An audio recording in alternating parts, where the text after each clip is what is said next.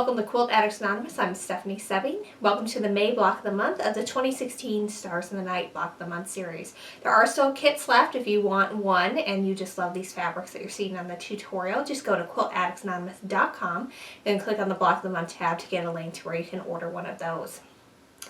So today we're making a bunch of hourglass units. These are also called quarter square triangles. I've got some great tips to help you make sure all those points end up right in the corners.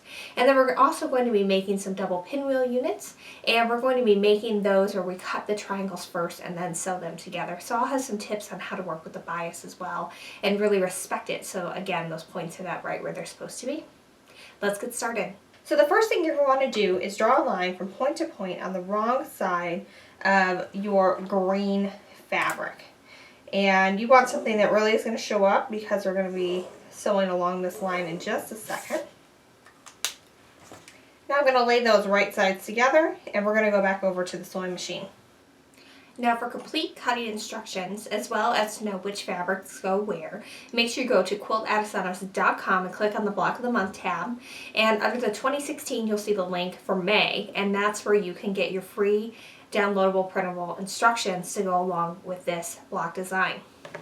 So I've drawn my line and I'm going to set my machine up to sew a 1/4 inch stitch. So on my machine that means I select a 1/4 inch and then I move my needle with one position to the right.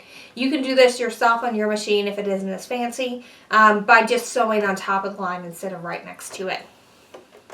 So what I'm going to do here is I am lining up the edge of my presser foot with that drawn line, and I'm just going to sew right down it. And I'm going to sew down both sides of that drawn line. And the reason why we do this is because it is a lot easier to get a nice stable point when the fabric is still sewn together. There are times when you do have to sew on the bias and it's already been cut apart, but in this case we don't have to. And so this makes for a lot more stable blocks when you're done because we've already done all the sewing and the manipulating of the fabric before we cut it apart, and that makes it a lot more likely to have your points turn out where they're supposed to be. Alright, so now we're back to the cutting board, and I'm going to want to make sure that I just cut that apart on the drawn line. You don't have to be super accurate at this point. The accuracy already happened when we sewed it together. And now I'm going to press this open. So it doesn't really matter what side you press this to so that the seam is underneath, as long as you are consistent, because that will make our next step a little easier. And really make sure that you don't iron in any pleats. It's really easy to have something folded over a little bit more, especially in those corners. And then that's when you have blocks that don't turn out the right size because you weren't careful when you were pressing them open. So I'll go ahead and do that for both of them, and then we're going to move on to the next step. Okay, so I have pressed both of my half square triangles open with the seams going to the same side. So in this case, they're both going to this blue fabric. So now what I'm going to do is I'm going to flip them over so that way the blue is facing the green. You're going to want to do that for all of them. And I'm going to arrange them right sides together. And when you do this, you actually are going to feel like a little solid line here. You shouldn't feel a bump or a gap at all. It should just be right in there. A good way to check though to make sure that you are right in line is to go ahead and get about the center there and open it up, and you should see that these are coming together at a perfect point. If they're not, then you need to do some adjusting until that happens. So for this one, what we're going to do is we're actually just going to pin right in the center here on that seam allowance to keep them nice and lined up. Now if you've done this for a long time like I do, you can skip that step, but when you're first getting started you might want to pin there, and if you really want to be extra careful you can pin at the point as well. So now I've got to draw a line because we're going to sew another scant 1/4 inch down either side of the center line here. So I'm lining up my ruler with the points, and I'm going to draw my line, and it really makes it a lot easier if you go from the center out when you're doing this step since you're working with two different fabrics. Alright, so now we're back at the sewing machine, and again, same thing. I'm sewing a scant 1/4 inch seam down either side of that drawn line. Now when I come to this seam, I want to make sure I take that pin out. You don't want to sew over pins, that can be very bad. And then I'm just kind of making sure my points are lined up at the bottom and sewing all the way down. Then when you're done, you can flip that around and go the other way. Now if you are doing several of these, which you would be for making all the blocks, you can chain piece these as well and save some time and thread by doing that.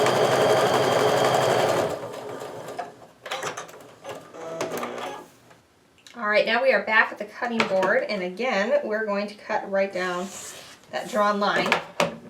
And then when you open it up, you have your quarter square triangles. So we're going to go ahead and press these open, and then we're going to do some trimming. So at this point it really doesn't matter at all which side you press them to. It's going to be a mirror block. But again, do make sure that you are pressing nicely and making sure that you're not leaving any pleats in there, because that will make it difficult to get a square block at the next step. Alright, so it's time to trim these, and I've zoomed in a little bit so you can see. The math is pretty right on for this. If you have trouble getting the math right on, you can always go up about 1/4 inch with your squares and then trim down later. So what I want to do is I want to make sure that I have my 45-degree line along this seam line. And then I want to make sure that my points of the ruler and then where my 3.5 inch marks are all right in line with these points. And that will make sure that your points all end up in the right spot. Now, you shouldn't be trimming out too much. We're really just going to be getting rid of some dog ears here. But, you know, sometimes there's a little bit more to trim off. And I really think that this is the key to getting nice flat blocks. So I flipped this around, and I have the side that I just trimmed in line with 3.5. I still have my 45-degree line going across that block, and then my 3.5s are there as well. Now if you're not perfect, you can kind of fudge it a little bit, but the important part is to make sure that all of these points are right in the corners of your block. Like, that is the absolute most important part, because that is what makes your points end up exactly where they're supposed to be when you put the entire block together. So next we're going to make some double pinwheel units. I like to make these usually from squares like we did the quarter square triangles, but for this one all the pieces need to be in the same spot in each block, and if you do it from squares you end up with mirrored blocks, so that doesn't quite work for this one. But I'm going to show you some tips on how to deal with that bias, so that way you have nice perfect points when you put it together. So whenever I have a block like this, I like to lay everything out in the exact position it's going to be, because then I'm less likely to sew something in the wrong spot. So the first thing we're going to do is we're going to sew these two quarter square triangles together. So I'm just going to flip those right sides together and line them up. And you can put a pin in the side that needs to be sewn, or you can just hang on to it. But make sure you bring that straight over to the sewing machine so that you get the right side sewn together. Now whenever I'm sewing any type of triangle unit, I like to always use a scant 1/4 inch stitch. That just gives me a little bit extra room when I go to trim up and square everything up at the end, and I feel that it works a lot better for me. So at this point we're going to be sewing on a bias, and that can mean that everything can get warped pretty easily. So when you are sewing, you want to make sure that you're not tugging or pushing or pulling at all in the fabric, that you're just letting the feed dogs do their job and pull that through the sewing machine at the correct pace. Because if you're pulling or tugging, that's when you're going to have issues with the fabric stretching out on you and the points not ending up in the right spot.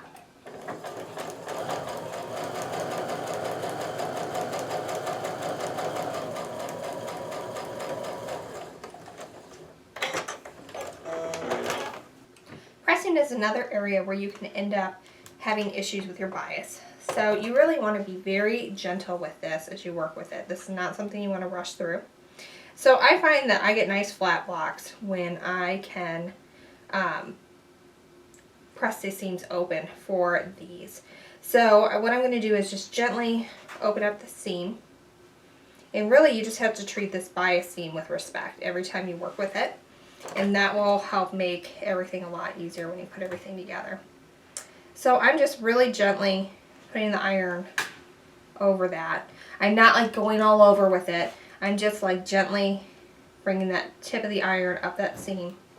And then I'm going to hold it in place to really secure that seam. And that keeps it from getting all out of whack when you are doing your pressing step. Okay, so now I can go ahead and I can put these together.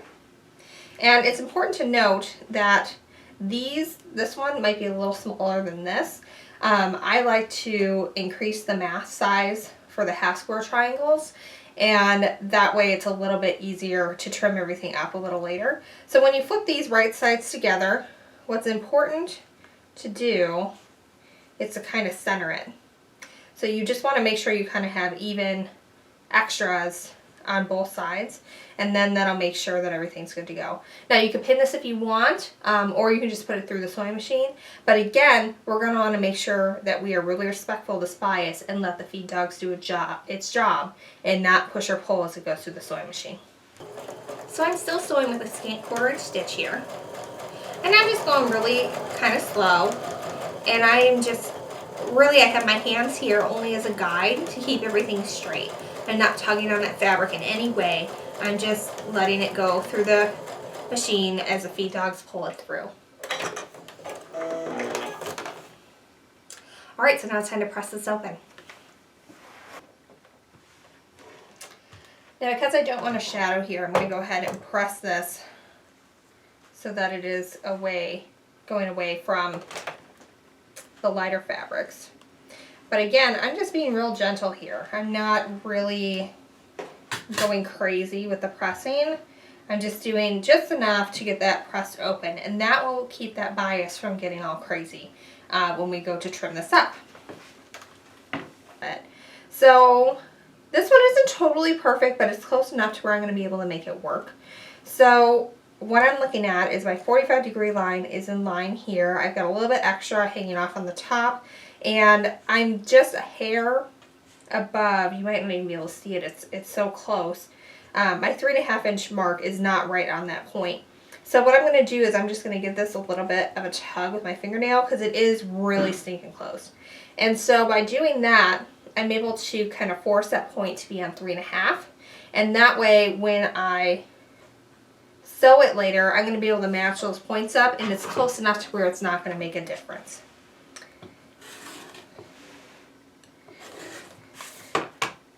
Alright, so I've trimmed that side. Now it's time to line up again. So I've got my 45-degree line along the edge here like I should. And again, this one's just a little bit off in this side, so I'm just going to give that dog ear a little tug to force it to be in line. And we're talking about like less than a 1/16 of an inch off. If you are way off, you might want to start again, like more than 1/8 of an inch. But if you're pretty stinking close, just make sure that all your points have where the seams are coming together, and you're going to be okay. Now you're going to want to lay out your units according to the assembly diagram on your free printable instructions, and go ahead and sew those together by row, and then sew the rows together to get your complete block. Well, that's it. This is our May block of the month. It's a lot of triangles, a lot of points, but I hope that those tips help you get them right where they're supposed to be. I know for me that trimming, it's a pain in the rear, but it is essential for me to get those points ending up right where I want it to be. Well, thanks for following along. Make sure you go to quiltaddictsanonymous.com to get those free printable instructions for the May block, and happy quilting!